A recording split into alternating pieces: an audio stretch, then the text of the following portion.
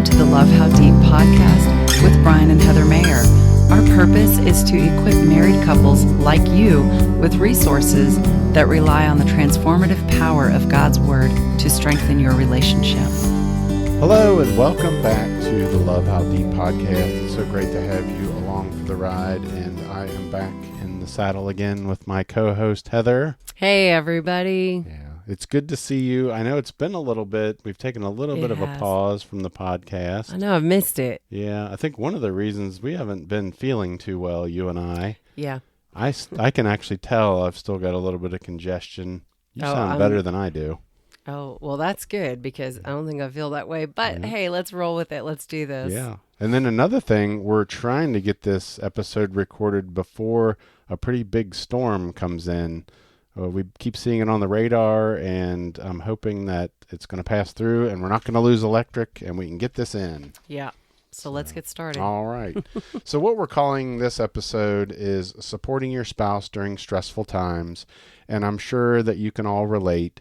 I'm sure if you've been together any length of time, you've probably had some stressors come up in your relationship. And so we really think it's an important thing to talk about, especially at the recording of this episode. We're doing it right after the holidays. And so, of course, the holidays often create more stress, even though you would think that it would be a joyful, happy time. But a lot of times that's what we want it to be. Yeah. But sometimes we get stressed out. That's right. Yeah. And really, the important thing in here is the support. That's what we really want to focus on, is the support. And so, but before we do that, we're going to talk a little bit about stress and what it is and what we're talking about. Right. So specifically, we're going to talk about external stressors, not the stress that you and your spouse might cause each other, because we know you're working on that too, right? Right. But we're talking... That never happens. No, Brian, you never stress me out. Said no one ever. But we're talking about things like your job. You might love your job, but there might be some things about your job that stress you out completely. And you're just like, okay, why am I doing this? And, you know, if you're like us, like anyone else, you bring that stress home, and then that interferes with your relationship with each other and with your children, with your friends, because that stress is at the forefront of your mind. So it could be that you do have a stressful job. It could be finances that are stressing you out. Maybe, you know, it's a mountain of debt or something that you're still trying to work through, or your car just broke down. We've had that happen before too. You know, we've experienced a time when, Brian, when you were in the corporate world, doing insurance and all that jazz, like you went from one job to another, one department to another within the same job, always dealing with this stress that you were bringing home to me, to our daughter. You know, it wasn't a purposeful thing, but I mean, that happens. And so how do I support you through that? And, you know, other than, you know, roll my eyes and just say, dude, get over it. Like, everybody has a stressful job. Because that's what we say, isn't it? That's what we think. Like, dude, everybody's stressed at times. Get over it. Like, just, give it to God. Just pray about it. You know, all the Christian lingo too, but it's there, you know, it's there. Right. You did a very good job of kind of talking me through this. I remember there were several occasions where I would call you on the phone during the day, and I don't even remember if it must have been during the summer, because I wouldn't have been able to get a hold of you during the school year since you're a teacher, but I would call you in the summertime and just be exasperated sometimes about what was going on. And you were just so patient and so supportive. I mean, it really just helped me, I think, be able to navigate and get through some pretty, stressful situations for sure. And I mean, you've had, you know, obviously with your health, I think you've had some pretty stressful issues. You had breast cancer when we first started dating. Yeah. That was a very stressful time. I hope I did a good job supporting you. You did. I mean, you were incredible. Even though we were dating, you supported me 100%. So yes, you did. Good. You did. Yeah. Remember when right after we got married, I went back to school, quit my job and went back to school. So we had income of, you know, not much. And I remember at one point during that time, you were like, so just want to let you know, we only have $88 left in the bank. I don't get paid for 2 weeks. It Yeah. was like, whoa. I mean, no pressure on me. I wasn't working, but it was like, Mm-hmm. there's that financial stress because I'm at school and then I'm also dealing. So I've got that on my mind. I've got, upcoming projects and assignments on my mind and studying on my mind and tests that I have to take. Just like there's a lot of stress in that. And Mm-hmm. I remember um, one day, like, well, really many times on a Sunday morning, I was like up at 7 a.m. doing homework instead of getting ready to go to church with you and with our daughter. And like, you came down and you're like, are you going to come to church with us? And I'm like, I can't. I'm too stressed out. I have got to get this done. And it was like the stress of the work from the workload of school weighed so heavy on me. It just overshadowed everything, even being Mm-hmm. able to go to the house of God and worship together as a family and just grow closer to God. It was, yeah. And you were amazing. You would come over and you'd rub my shoulders and say, "What can I get for you? Can I have a cup of tea? Can I, how can I, what can I do? How can I help? And can you proofread my assignment for me?" Like, those are just little ways that just meant the most to me and impacted me and helped me through it. And I remember even our daughter was just like, "I'll cook dinner tonight." Like, I mean, it's just those little things because of all the stress, external stressors. Right. I think Yeah. it's all about what I'm hearing you say is just as a family, you got to try to pitch in as much as you can Oh when, man, and yeah. I'm sure again, if you've been in a family for any length of time, there's going to be different stressors at different times for different family members. And so the idea here is let's everybody pitch in to help the person that's stressed out as much as you can. Yeah. I think is the point there because Yeah, definitely. there can be a huge impact, a huge toll, right? I mean, Right. on Absolutely. individuals and in the family. Right, because I mean as you the person is under that much stress that it's interfering with everything that you do, like you can't even get dinner on the table, maybe you can't even sleep at night, maybe you are working as well and like that's not going well.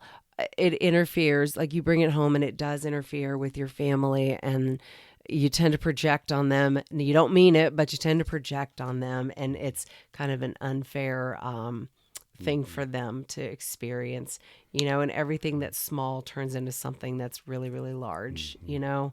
Right. It's a mountain out of a molehill thing. That's true. And so, what we're going to do now is we're going to actually give you some help here. So, we're going to talk about 6 strategies. Is that right? Do we have six? I think. We have Yeah.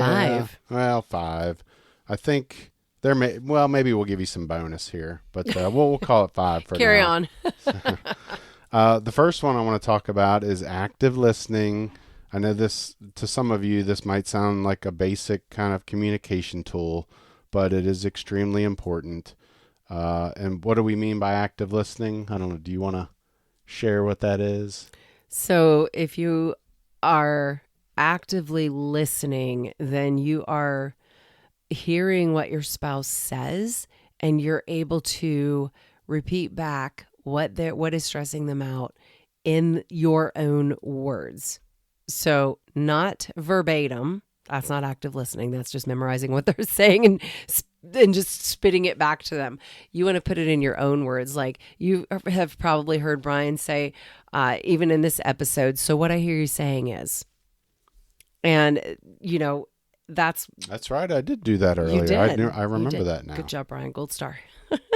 um, so you want to ask that, or say that kind of phrase, just incorporate that to the way that you speak with each other, that you're really listening. And then you say, "Okay, so what I think you're saying is," and then put it back to them in your own words.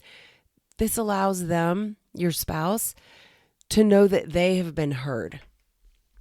So if Brian says that to me and he's got it right, then I can say, "Yeah, yeah, that's exactly what I mean." And I know that he has truly heard me to my core. He's not just checked out, because how many of us do that? We're just like, "Oh, here we go again with this other problem." And we kind of check out. We're halfway listening. We're on our phones. We're listening to the radio, thinking about what's for dinner. What do I need to pick up at the grocery store or whatever? It's like, no, you're fully engaging in that active listening with your spouse. Yeah. Yeah. And I think another part to that is asking questions. Hmm. You know, uh, one of my favorite, I guess maybe it's not really a question, it's sort of a request is, can you tell me more about that? That's a So, good question. yeah, Yep. like if Heather, if you're telling me about your back pain, can you tell me a little bit more about that? What's that like for you? What's that doing to you? I mean, you have no idea when you ask somebody that, how helpful that is to them to realize and recognize, wow, you really care about what I'm going through because you want me to tell you more. I mean, it's kind of as simple as that. Right. So if you hear your spouse come home complaining about that coworker yet again, ask that question. What is that? So what is that doing to you kind of emotionally? Right. How's that making Yep. you feel that way? Yep. Yeah. And I Just dig a will little say, deeper. I will be the first to admit, I'm still working on this. I mean, as you all know, when you get emotional, when it starts to poke at you a little bit, the last thing that you feel like you want to do is, repeat back or ask questions for more information. You just kind of want to, like Heather said, you might want to just shut the conversation down or walk away or not deal with it. So it's not easy. But again, active listening is extremely important. And sometimes, real quick, and I'll move on to the next one. We'll joke when we feel like we're not listening to each other, or it's not working. We'll say, hold on a second here. Let's hold the train up. Okay, let me make sure I think, is this what you're saying? And sometimes Yeah. that'll actually create a laugh, and it'll be like, oh Mm-hmm. yeah, I just realized we're sort of going off the rails here. Yep. So, There have been times when I feel like Brian is not actively listening to me because he's looking at his phone. We can all say that we've been there over and that's over and right. over again. And so I will stop what I'm saying because I realize I don't have his attention, and I'll say, "Oh, it's okay. I'll wait till you're done." Hmm. And he's like, "Oh, yeah, you're right. You're right. I need to put this down." And so, That's I right. mean, I might say that a little too snarky, so I need to watch myself on that. He's nodding his head. Yeah, maybe there've been a few times of that. Yeah, It's a learning curve for all of us. that's right. But we do. We've got to put everything down and just look at each other and listen to what they're saying and allow them to feel heard. Because that goes a long way to feel like your spouse cares about you when you feel like they really hear Yep, you. that's right. Hmm. So, what do we do after we active listen? Is there another helpful tip? Yeah. So I think, we can talk about solutions now, offering some practical help or advice. And, you have to be careful with that because sometimes your spouse may not want that problem solved. Maybe they just want to vent. But in this case, we're going to talk about like, yeah, there's a problem. Let's figure it out together. What can we do together? How can we help each other through this? That's because sometimes that is more what's needed rather than just comforting the person, if that makes sense. So, you need to, after you've listened actively and you've heard your spouse, it's a really good time to kind of identify what is the specific stressor. So, let's go back to that example of your boss is making you angry at work, like there's something not going right there, or maybe it's a coworker that you are just at your wits' end with. Um, what is the stressor there? You're maybe feeling these feelings of anger where you want to punch a wall. Maybe you feel very undermined. Maybe you're stressed out because you don't feel trusted. Maybe your boss is micromanaging you so much that you just feel like, okay, am I a child again? Kind of really get to the root of what that is, other than something beyond my boss is making me crazy, my coworker drives me nuts, kind of a thing. Dig a little bit deeper, find some more specific feelings and emotions there. Um, and then, Brian, you mentioned the word halt. Maybe sometimes these things are coming from a place of being hungry. That's the H in halt. Or angry. That's the A. Or the L is lonely. Maybe you're lonely. Or T, maybe you're tired. Those things can also contribute to the stress that you're feeling. And it's worth it to look into those things too and just decide like, did I not sleep well last night? Is that really what's at the root of this and why I have no patience for these people that I call my friends and coworkers? Maybe I didn't eat and I should have, or what, whatever it is. Um, Yeah. so yeah, did you want to say something else about that? I was just going to say, I think too, what I'm sensing you getting at is just having some patience to really dig and understand at what the problem is. One thing that I thought was kind of a neat thing that John Gottman, famous couples researcher, said. He said that if you're hysterical about something, it's probably historical, meaning that if your spouse or you are just completely venting and just your anger has just kind of boiled over about something that you're talking about, there might actually be a lot more going on there than just this thing that happened. Like, for example, you drop a glass and it shatters, and then all of a sudden you just go into a complete rage. Well, it may be a situation where, you know what, I've just had a bad day all day long. People were coming at me, wanting this, wanting that. So if you're patient and you talk about it and you dig around, you might find that that's the case. It's not that, oh, it was this glass and this thing broke and that's what I'm so upset about. So I think that's what I'm getting at. And I think too, um, providing support means just asking questions. I guess I'm kind of saying that as I'm talking, just making sure that you're asking, like, what Right. is really happening here? Is it really this situation? Is there anything else that's stressing you out? And then what can we That's do good. together, right? I mean, Right. being Right. Ways. collaborative. Yeah. Ways to provide tangible support. Ask your spouse, what can I do to help you? What is it that you need right now? Do you need to have some time and space for yourself? I can go make sure, like, I will take care of the children. I will take care of dinner. You go take care of yourself, or do you need everyone around you to just love on you? Maybe do you need us to just hang out and watch a movie together? Do you need to cry on my shoulder? What is it that I can do for you right now? And that's such a powerful, sweet moment that you can have in your marriage where you're just meeting each other's needs, and it's okay if one is meeting and the other one is receiving. Like, that's what it's all about. We balance each other out by always having these moments where one is weak and one is strong, Hmm. and learning how to be there for each other, Right. and just asking, what do you need from me? How can Yep. I help you? It That's just good. goes so far. Yep. And then, having a good discussion about that and being willing to say, I will give you what you need right now. Hmm. It's okay. If you need some time, fine. I will throw the kids in the back of the car. We are going to go for a drive and you just take a nap, like whatever Hmm. it is.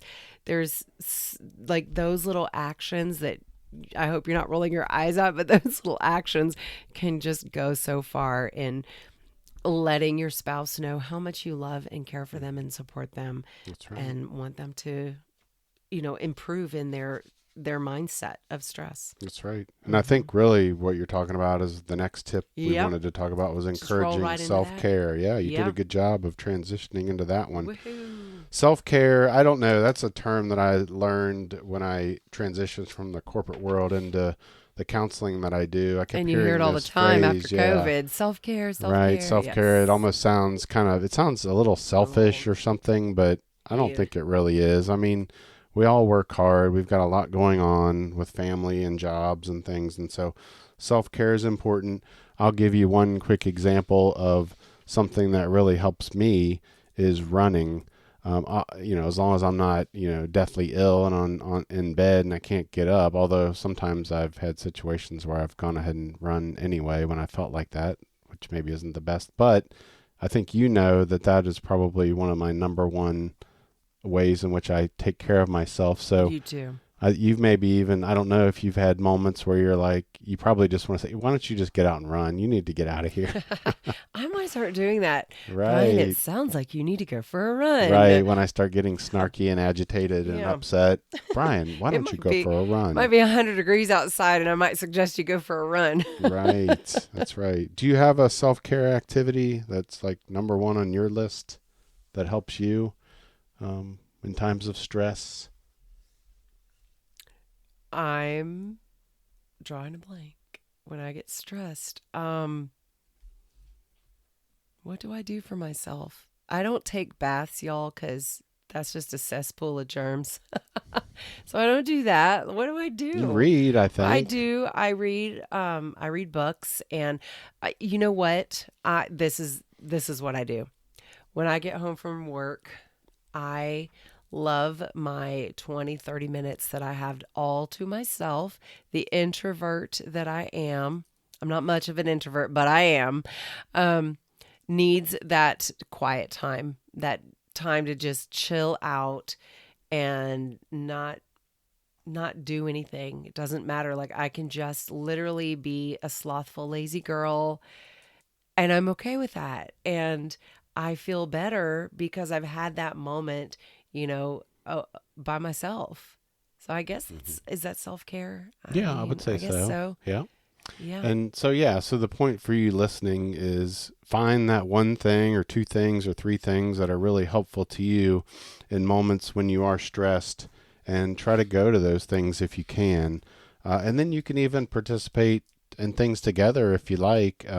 Maybe running. I know at this point with Heather, with some of the bone issues and back issues, I know that's become something that you can't really do anymore, but I'm going to run if a bear is chasing me. right, So, exactly. but So, I love to go for nice leisurely walks, yeah, which, so yeah. it could be modified, something Yes. together.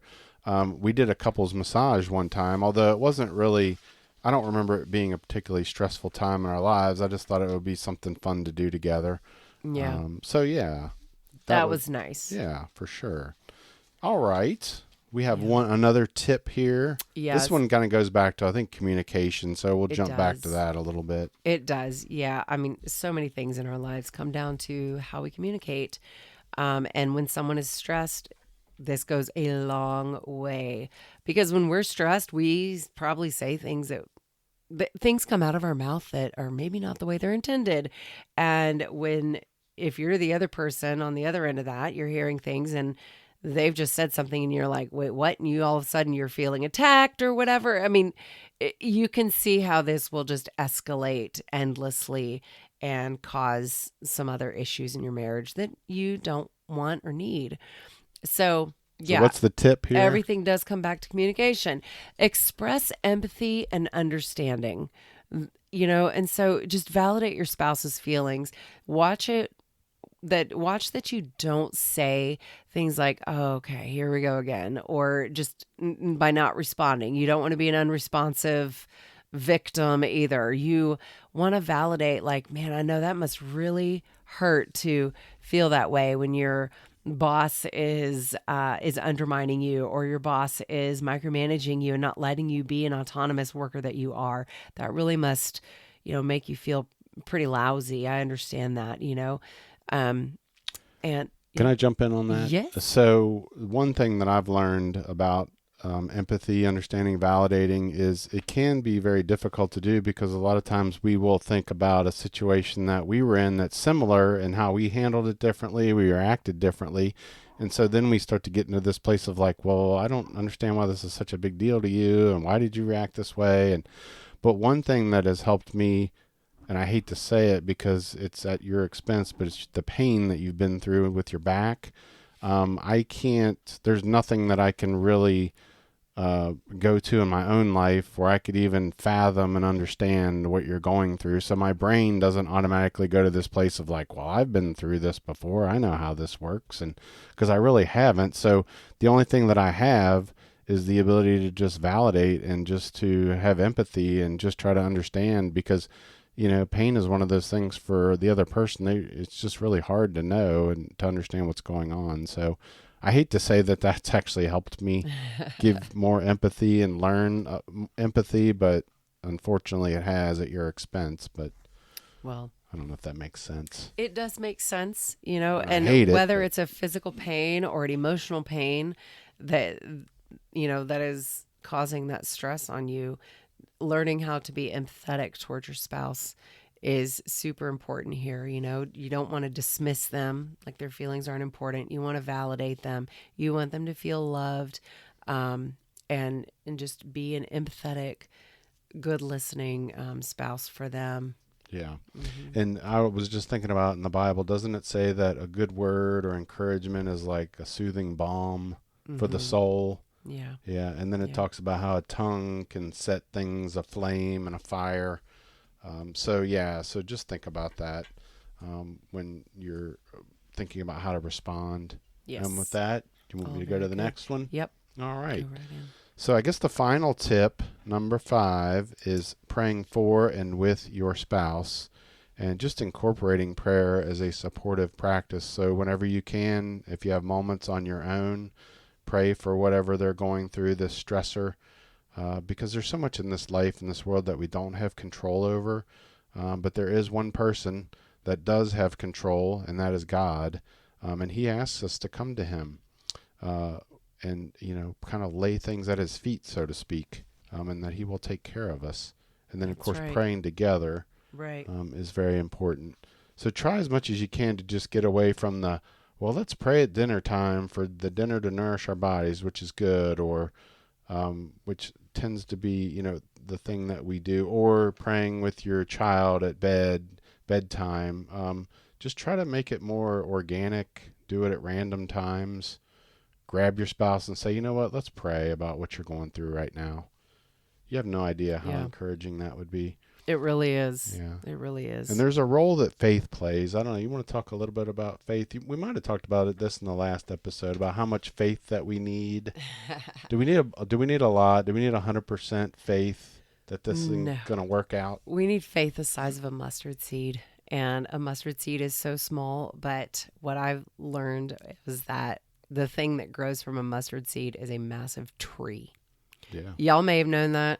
Did Yeah, I we think we talk about talked this in about that another in the last episode? episode It about still blows healing. my mind. Yeah. Yes, it still blows my mind that a tree, a strong tree that becomes home and protection and food for animals and shade for you, it, that's what grows from the faith that we can have. So and the other thing is that the roots underground are as large as the treetop. And so, as your faith grows above ground, your roots in God, in Christ, are growing that much stronger. It's just such a cool picture to have, Mm, when you think about having faith yeah. and having faith that God is going to take care of these external stressors that are happening in your marriage. Yeah. Yeah. Yeah. I love the mustard seed. I actually, when we're at church now and I pray for other people, I find myself using that phrase in my prayer quite a bit, because we can oftentimes get so overwhelmed that, oh, I've got to be 100% believing that this is going to happen. And God actually in His Word says, at least with the mustard seed part, that no, you don't. You just have a little bit, and I'll take the rest over. I know you're a human, you're imperfect. There's worry, there's stresses, So yeah, I love that. It helps me feel better when I Yeah. know that that's all I really need to have. But Yeah. It's again, good. just overall with praying, I'm sorry, I don't know if I interrupted you, but No.